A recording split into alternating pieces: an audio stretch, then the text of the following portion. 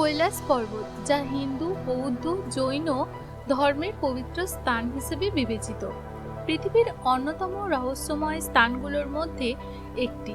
তিব্বতের এই পর্বত শৃঙ্গকে শুধুমাত্র একটি পর্বত হিসেবে দেখলে ভুল হবে, কারণ এর সঙ্গে জড়িত রয়েছে এমন কিছু অমীমাংসিত রহস্য যা আজও বৈজ্ঞানিক ও আধ্যাত্মিক গবেষকদের কাছে এক ধাঁধার মতো রয়ে গিয়েছে। কৈলাস পর্বত হিমালয়ের তিব্বত অঞ্চলে অবস্থিত, যার উচ্চতা প্রায় 21,778 ফুট। এটি হিন্দু ধর্মে ভগবান শিবের বাসস্থান হিসেবে পরিচিত।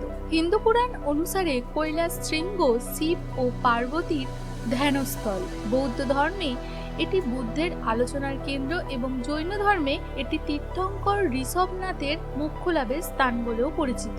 কিন্তু এই ধর্মীয় তাৎপর্যের বাইরেও কৈলাস পর্বত রহস্য ও অলৌকিক ঘটনার জন্য বহুল চর্চিত।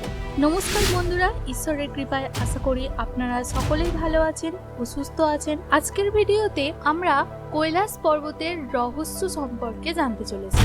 তো বন্ধুরা, এই বিষয়টি সম্পূর্ণ জানতে হলে স্কিপ না করে শেষ পর্যন্ত পুরো ভিডিওটি দেখতে থাকুন।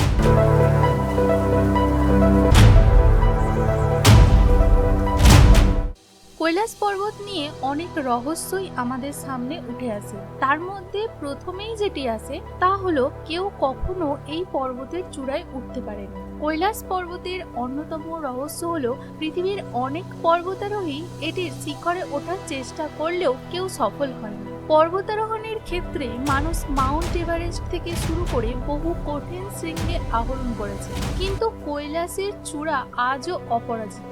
স্থানীয় বিশ্বাস অনুযায়ী এটি দেবতাদের স্থান এবং কোনো সাধারণ মানুষের পক্ষে সেখানে পৌঁছানো নাকি সম্ভব নয়। যারা শিখরে ওঠার চেষ্টা করেছেন তারা জানিয়েছেন বিভিন্ন অদ্ভুত অভিজ্ঞতার কথা। কেউ বলেছেন একটি অদৃশ্য শক্তি তাদের থামিয়ে দিয়েছে, কেউ আবার বলেছেন শারীরিক অসুস্থতা ও মানসিক কারণে তারা ফিরে আসতে বাধ্য হয়েছেন।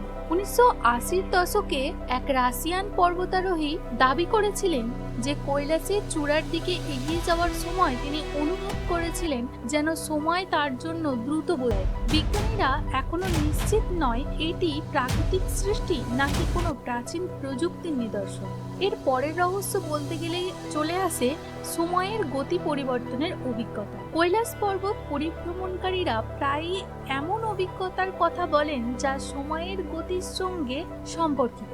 পর্বতের চারপাশে পরিক্রমা করার সময় অনেকে অনুভব করেছেন যে সময় অস্বাভাবিকভাবে দ্রুত গতিতে চলতে থাকে। কেউ কেউ দাবি করেন যে পরিক্রমার একটি দিন তাদের মনে হয়েছে মাত্র কয়েক মিনিট, আবার কখনো কারো মনে হয়েছে তারা কয়েক দিনের মধ্যে একদিনের সম্পূর্ণ করেছেন। বিজ্ঞানীরা এই ঘটনার কোনো সুস্পষ্ট ব্যাখ্যা দিতে পারেনি, তবে কিছু তত্ত্বে বলা হয়েছে এটি পর্বতের চৌম্বক শক্তি বা কোনো অজানা জ্যোতিষ্ক্রিয় প্রভাবের ফল হতে পারে। এরপরে আরো রহস্যময় যে বিষয়টি তা হলো মানস সরোবর এবং রাক্ষসতাল। কৈলাস পর্বতের কাছে অবস্থিত দুটি পবিত্র হ্রদ মানস সরোবর এবং রাক্ষসতাল আরো এক ধাপ রহস্যময়ের দিকে আমাদের এগিয়ে যেতে বাধ্য করে। মানস সরোবরের জলকে অত্যন্ত পবিত্র মনে করা হয়, যা আধ্যাত্মিক শক্তির প্রতীক। অন্যদিকে রাক্ষসতালকে নেতিবাচক শক্তির কেন্দ্র বলে বিবেচনা করা হয়। এই দুটি হ্রদ পরস্পর হলেও তাদের জলের প্রকৃতি সম্পূর্ণ ভিন্ন। গবেষকদের মতে মানস সরোবরের মিষ্টি জল রয়েছে, যেখানে রাক্ষসতালে নোনা জল প্রবাহিত হয়। বৈপরীত্য বিজ্ঞানীদের কাছে এক অমীমাংসিত প্রশ্ন।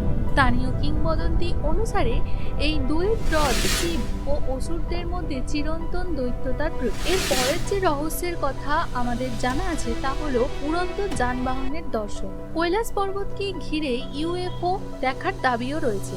অনেকেই দাবি করেন রাতের আকাশে অদ্ভুত আলো দেখা যায়, যা সাধারণ হেলিকপ্টার, প্লেন বা প্রাকৃতিক আলোর উৎস থেকে সম্পূর্ণ আলাদা। রাশিয়ান এবং চীনা গবেষকরা কৈলাস পর্বতকে একটি এলিয়েন বেস বলেও উল্লেখ করেছেন। তাদের মতে এই পর্বত পৃথিবীর বাইরে থেকে আসা কোনো উন্নত সভ্যতার গোপন ঘাঁটি হতে পারে, তবে এ বিষয়ে কোনো প্রমাণ আজও মেলেনি। কৈলাস পর্বতের চৌম্বক ক্ষেত্র এতটাই শক্তিশালী যে এটি পর্বতের আশেপাশে থাকা মানুষ এবং প্রাণীর শরীর ও মনে বিশেষভাবে প্রভাব ফেলে। কিছু সাধু এবং তীর্থযাত্রীরা দাবি করেন পর্বতের আশপাশে ধ্যান করলে তারা অস্বাভাবিক আধ্যাত্মিক শক্তির অনুভব করে থাকে। বিজ্ঞানীদের মতে এই চৌম্বক শক্তি পর্বতের গঠন এবং ভূতাত্ত্বিক অবস্থানের কারণে হতে পারে, তবে এর প্রকৃত কারণ এখনো পরিষ্কারভাবে জানা যায় না।